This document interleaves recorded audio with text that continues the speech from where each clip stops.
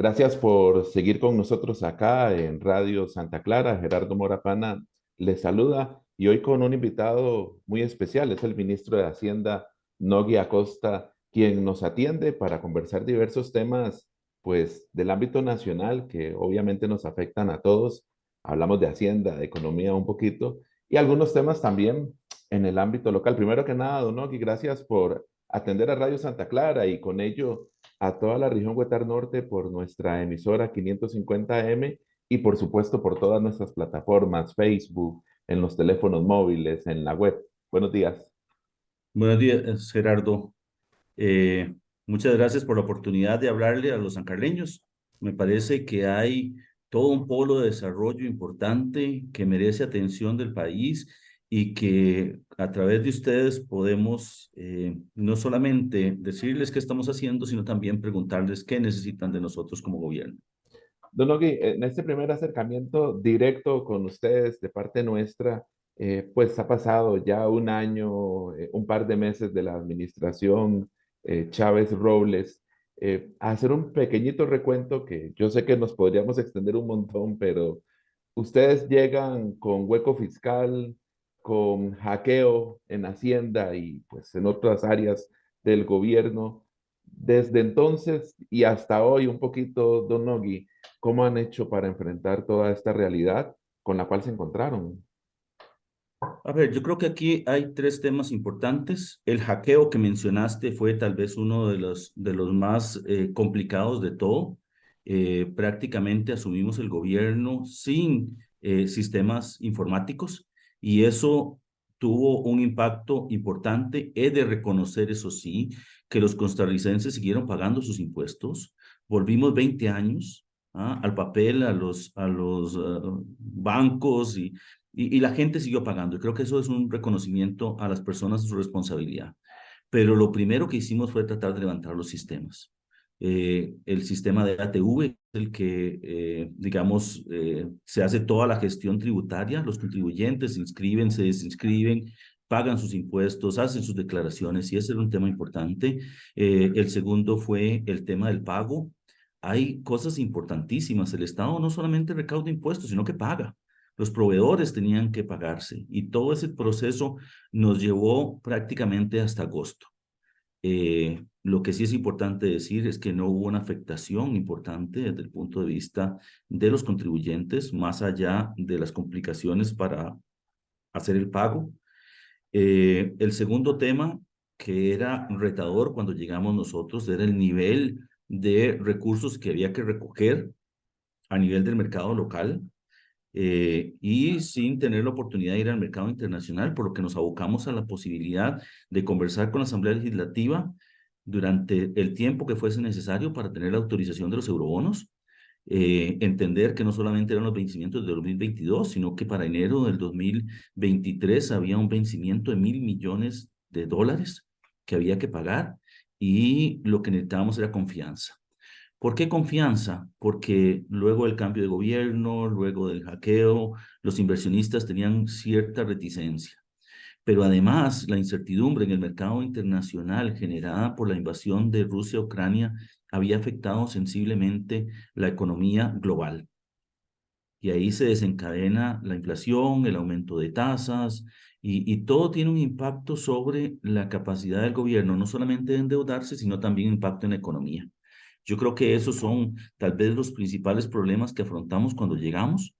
Eh, Aparte de enfocarnos, como te decía, en el tema de eurobonos, fue darle confianza.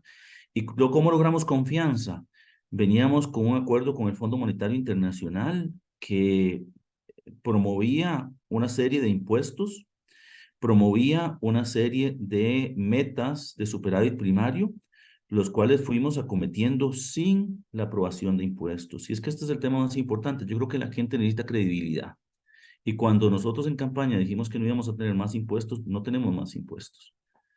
Eso nos dio oportunidad de que las calificadoras vieran el esfuerzo del país, el compromiso con la contención del gasto, mejoró el clima de inversión en el país y eso nos permitió tener recursos para hacerle frente a esos pagos. Creo que esa Ministro, es tal vez la situación más complicada que afrontamos al llegar al gobierno. señor ministro, a cuando se da el primer año de gestión de don Rodrigo, da su discurso en la Asamblea Legislativa, todos, digamos, creo que incluso los opositores reconocen todo esto que usted comenta en materia económica, ¿verdad? Algunos, sin embargo, lo atribuyen a que fueron gestiones del gobierno anterior, ¿verdad? Y luego vienen algunos cambios que ustedes quieren proponer a nivel legal con reacomodo de impuestos. Hay por ahí algunos temas polémicos, ¿verdad? Como, por ejemplo, algunas cuestiones de medicamentos, que sillas de ruedas, que podrían tener algún impuesto. Entonces, ¿cómo dar esa sensación de que el trabajo ha sido de este gobierno, repito, en el ambiente que, pues, que hemos hablado, ¿verdad? De hueco fiscal y del hackeo que había además. A ver, yo creo que uno tiene que reconocer que la realidad del país cambió en el 2018 cuando se aprueba la Ley de Fortalecimiento de las Finanzas Públicas. Y eso es un tema importante y es un hito en la historia del país. Pero una cosa es tener la licencia de conducir y otra cosa es manejar. ¿Ah? Y yo creo que nosotros hemos hecho un buen uso de las herramientas que teníamos. Y ahí es donde yo creo que hay que agregarle a este gobierno un esfuerzo importante por contener el gasto. Veámoslo desde el punto de vista del presupuesto. Imagínese que el presupuesto tenía un déficit financiero del 6%. Terminamos con el 2,5%. Ya ahí tenés un ejemplo de cuál fue el compromiso con la contención del gasto. Para llegar a esos metas del Fondo Monetario había que poner impuestos. Nosotros entendimos la dinámica de la política y ahí yo creo que también hay un valor del gobierno de haber entendido que pasar impuestos no era posible y que el compromiso tenía que hacerse de otra manera, honrarse de otra manera. Lo segundo que yo creo es entender qué es lo que estamos proponiendo hoy.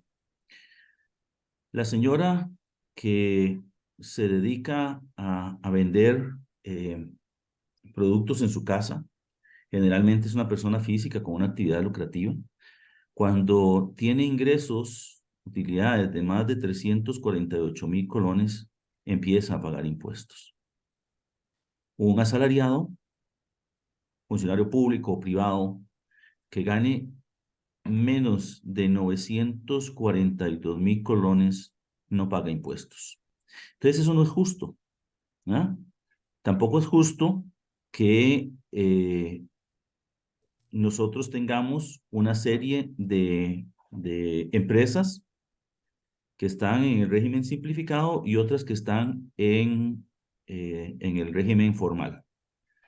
De esas empresas, pequeñas, medianas y grandes, el 80% están en el límite el 70% están en el límite del 5% que tributan. Y casi el 85% o más declaran cero. Entonces hay algo malo. O esas empresitas están en donde no deberían estar y deberían estar en el régimen simplificado para pagar como corresponde, o están siendo utilizadas para no pagar impuestos. Porque hay empresas grandes que se separan en 2 o 3 empresas para no pagar impuestos y generar, digamos, utilidades muy bajitas en cada una, pero que si usted las sumara, ya pagaría impuestos. Y eso es un tema que hay que resolver. El otro tema que es importante de ver es lo de las exoneraciones. Al inicio de la administración se aprobó una ley que hacía que tuviésemos que hacer revisiones de las exoneraciones. En el caso particular de implementos médicos, nosotros vimos que el principal grupo en donde se consumen los implementos médicos es de los grupos de más altos ingresos. Y el problema es que la definición en la ley está como implementos médicos. ¿Usted sabe cuánto se importa de implementos médicos en el país? 490,000 millones de colones. ¿Sabe cuánto consumen los hogares? Es mi- 100, 110,000 millones. O sea, hay 380,000 millones de colones de gente que está recibiendo una exoneración que no necesita porque no están siendo consumidos por los hogares, porque son equipo médico para las empresas. Y yo creo que ahí hay un problema. Y esa es la conversación que tenemos que dar. O sea, yo no estoy a favor de, digamos, de cuestionar la veracidad o no de lo que la gente llega y dice que recibe. Yo es que soy más claro en decir que nosotros lo que deberíamos establecer es, si hay una persona con una necesidad, deberíamos darle una ayuda. La exoneración generalizada hace que la ayuda se le dé a todos por igual. Y entonces usted puede llegar y tener gente con muchísimo poder económico que también va a ser exonerado y gente pobre que va a recibir la misma exoneración, pero en realidad a esa persona no deberíamos exonerarla, sino que deberíamos darle una ayuda puntual. Pero esa es la discusión que tenemos. Entonces, no es que estamos subiendo los impuestos, y aquí hay que hacer una aclaración importante, es que están en cero y subirían a 2%. Dos temitas sobre esto, don Nogui, sobre temas generales y esto que usted comenta, porque con esta claridad, por lo menos usted lo ha dicho claramente, valga la redundancia, Ujú. sentarnos a conversar, pero uno siente que no quieren algunos sentarse a conversar o que se vuelve muy difícil en nuestro país desde hace muchos años atrás sentarse a conversar porque de repente uno empieza a escuchar, vienen nuevos impuestos y ni siquiera se ha sentado el ministro a hablar con ellos, o los diputados dicen no queremos nada con ese proyecto y no se sientan a ver todo lo que trae el proyecto. Entonces, ¿cómo conciliar, por lo menos políticamente hablando? Porque de uno y de otro lado, pues han habido algunos mensajes que no han gustado, ¿verdad? Para no decir que se atacan, pero han habido mensajes que han polarizado también esta conversación. Yo creo que hay dos situaciones aquí que hay que entender. A ver, yo creo que hay un gobierno que quiere hacer cosas. La dinámica costarricense es de reformas muy lentas. ¿Ah? Nosotros duramos muchísimos años, o sea, duramos más de 20 años para hacer una reforma fiscal, por ejemplo. ¿Ah? Entonces vamos muy despacio y a este gobierno le interesa hacer cosas. Lo que yo sí estoy claro es que la Asamblea está dispuesta a conversar, pero temas puntuales. No está tan dispuesta a una participación activa con el gobierno en la gestión del poder. Y eso es algo que yo realmente echo en falta. Y digo esto porque si usted ve, la aprobación de eurobonos fue unánime. Todos los partidos lo apoyaron. Aun cuando hubo una discusión y hubo una diferencia por 1.000 millones, digámoslo así también. Yo voy a decirle que ahí es donde uno tiene que empezar un poquito a ver en dónde cada quien pone sus posiciones. Nosotros empezamos con 6, la oposición empezó con 1.500. Sí, que era un Terminamos poco en 5. progresivo, como ellos lo querían ver, y por partes y Exactamente. demás. Y eso no se puede por una simple razón, porque es un programa. ¿Ah? Tenemos que contratar bancos, tenemos que tener credibilidad. O sea, imagínese un inversionista que llega y compra un producto que solo lo venden una vez. ¿Ah? ¿Cómo va a ser para venderlo si ya no se vuelve a vender más? ¿Cómo va a Claro. saber cuál es el precio de ese producto? Entonces, desde el punto de vista de la importancia de de tener un programa, es que nosotros decíamos, no se puede uno cada vez, porque son discusiones muy complicadas, porque son discusiones que podrían llevar a limitar la capacidad de hacer las inversiones. Vea que nosotros tuvimos que hacerle frente al pago del eurobono en enero, cuando en diciembre nos aprobaron los eurobonos. ¿Y por qué fue así? Porque nos llevábamos 2 meses para poder contratar un banco y saber cuál era el momento adecuado para ir al mercado internacional. Fue exitoso, pero tenemos que tener esa flexibilidad. Y yo creo que ahí es donde está el clic del asunto. ¿Cómo podemos tener proyectos puntuales en los cuales va a haber acuerdo? Y hay Eh, flexibilidad, ¿siente usted de parte de los diputados para, por ejemplo, este tema de la propuesta que ustedes hicieron en cuanto a impuestos? ¿Hay flexibilidad del gobierno para sentarse a conversar? Mire, sí, yo creo que hay dos temas importantes aquí. El primero es que sí hay una voluntad del gobierno. ¿Ah? Queremos conversar, no hemos cerrado las puertas a esa conversación. Y lo segundo es que yo creo que la Asamblea, dentro de su dinámica política, se ha, digamos, disociado mucho. Digamos, no hemos logrado crear temas o encontrar temas sobre los cuales podamos girar todos y que estemos de acuerdo. En los últimos, digamos, 2 semanas, 3 semanas, ha habido un consenso sobre temas fundamentales. Salir de la lista gris es un tema. El tema del marchamo es otro en el cual ya estamos sentados conversando. Y yo creo que vamos a seguir en esa dinámica. No hay como un acuerdo tan sólido en relación con temas, digamos, más complicados de discutir, Bueno, ¿verdad? O sea, reformas. sobre el marchamo siempre es la misma discusión, siempre salen diputados que todos los años quieren rebajar el marchamo. Ustedes han hecho algo más macro, me parece a mí, con el tema del marchamo. Lo que no sé es si para este año podremos ver resultados, don Nogui. Mire, si se aprueba la propuesta de gobierno, así como está, más del 90% de los vehículos verían una disminución. Y es una disminución que puede ser pequeña o puede ser de 20 o 30 mil colones, ¿ah? Para el siguiente marchamo. Pero con una cosa que es importante, Gerardo, y es que no va a volver a subir. Es que la preocupación de la gente era llegar y decir, mira, ¿cuánto me va a llegar el marchamo ahora en noviembre? Y llegar y entrar y revisar y paja, le subió. ¿Ah? Eso no era lo correcto.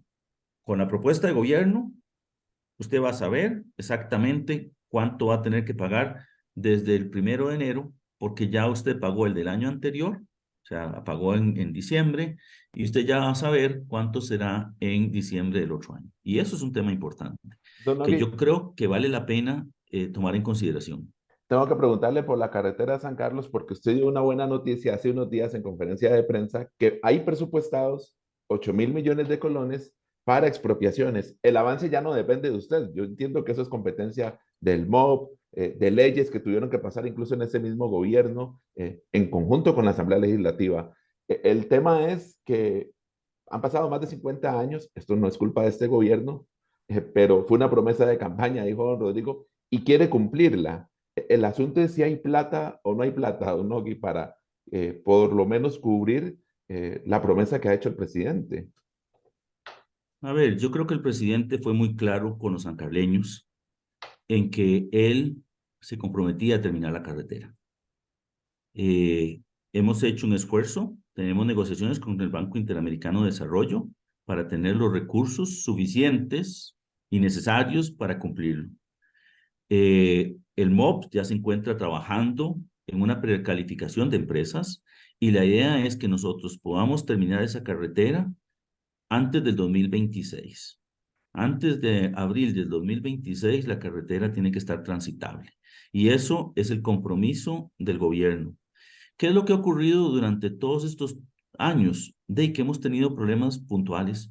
El humedal de la Culebra es un ejemplo clarísimo de dificultades de opinión. ¿Ah? ¿Cuánto tiempo pasó en esa discusión? Tuvo que aprobarse una ley Y y que ahí hay otro tema. pasó ¿Ah? rapidísimo en este gobierno y Bueno, asamblea legislativa. es para que veas que sí hay espacio para conversaciones y que la Asamblea también es sensible a los temas sociales. Y digo sociales en el sentido de que la infraestructura a San Carlos es fundamental.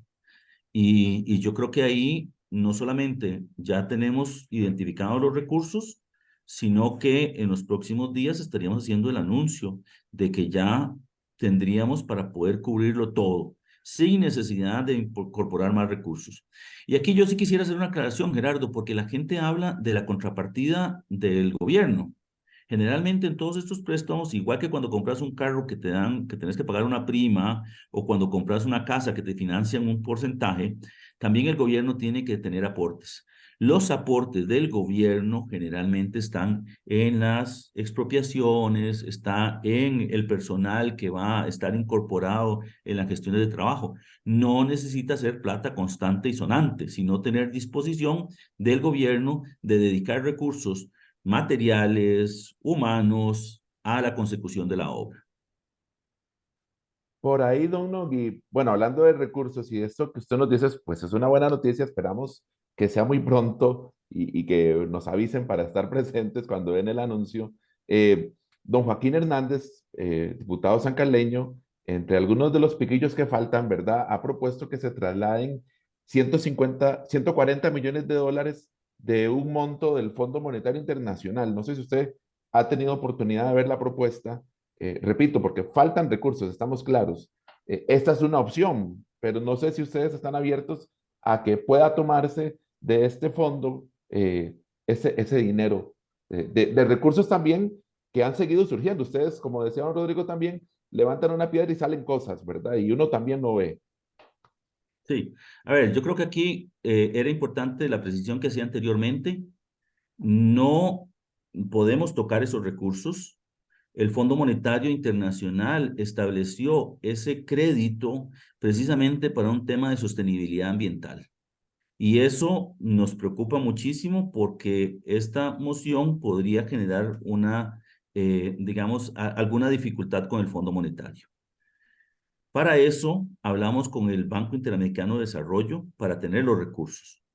Estamos preocupados por la moción, no creemos que sea viable por dos razones. La primera es porque los recursos son para un tema climático y lo segundo es porque el Fondo Monetario conceptualizó ese fondo, trust es como llaman ellos, pero es un fondo para ayudar a las economías vulnerables frente al cambio climático.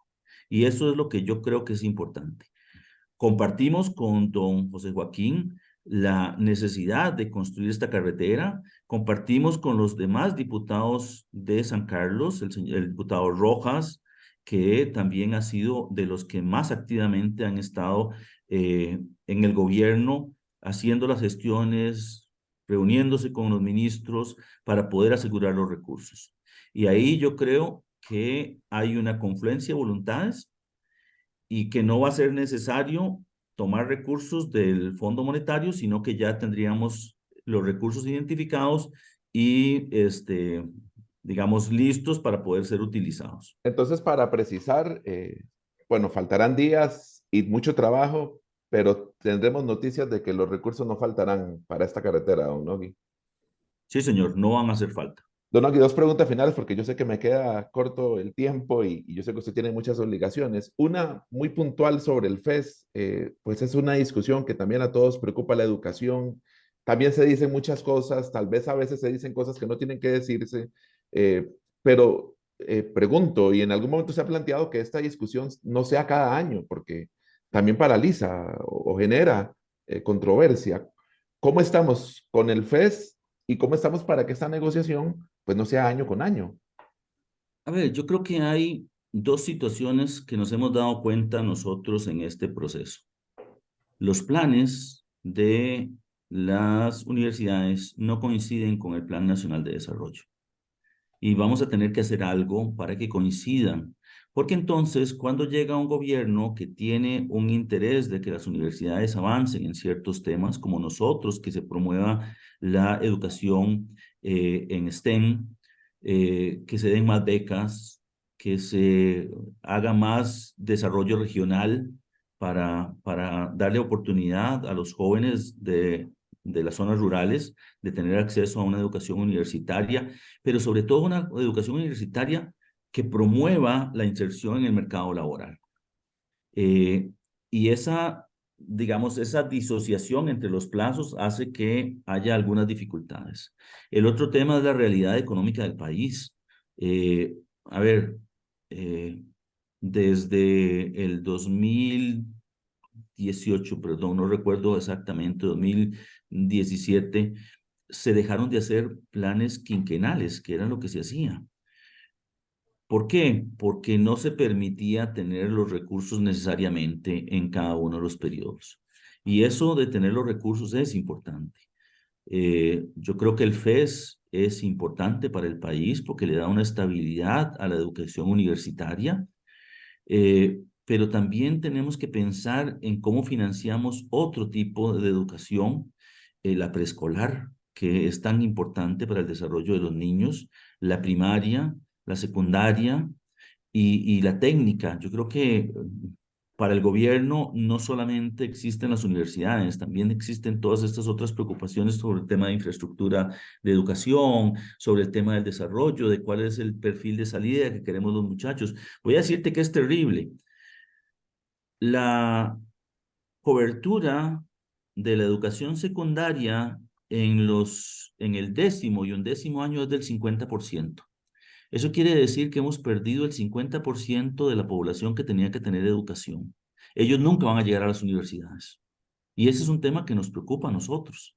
O sea, hay que financiar las universidades, obviamente hay que financiar las universidades públicas, pero también hay que entender que hay que pensar en la población que se nos está excluyendo. El otro día leía un reportaje sobre las implicaciones de venir de familias con baja educación, con bajos recursos, para la capacidad de movilidad social de la gente. La educación es un vehículo fundamental, pero cada vez estamos conscientes de que lo importante es que los niños terminen la secundaria para que puedan tener espacio para crecer. Y ese es un tema que nos preocupa más que el mismo hecho de la educación universitaria, pero sobre todo nos preocupan los muchachos que sí concluyen su educación secundaria y que están en condición de pobreza.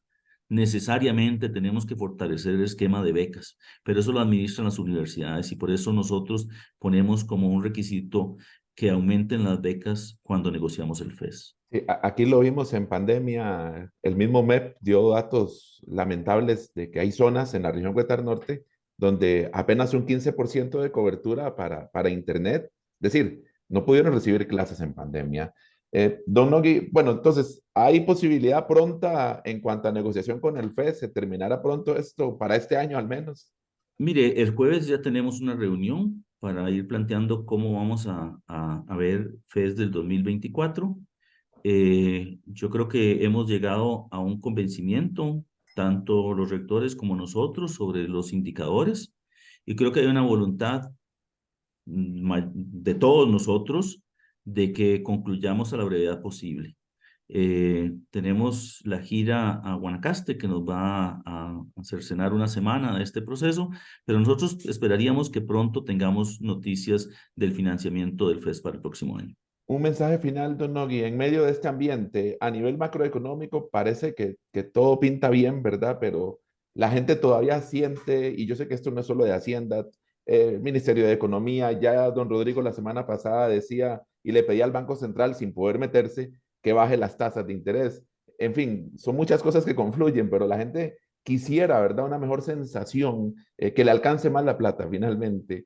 Un mensaje final en cuanto a esto, porque al final de cuentas podemos tener muy buenos números, pero de la gente ocupa que sentirse mejor, digámoslo así, en materia Claro, económica.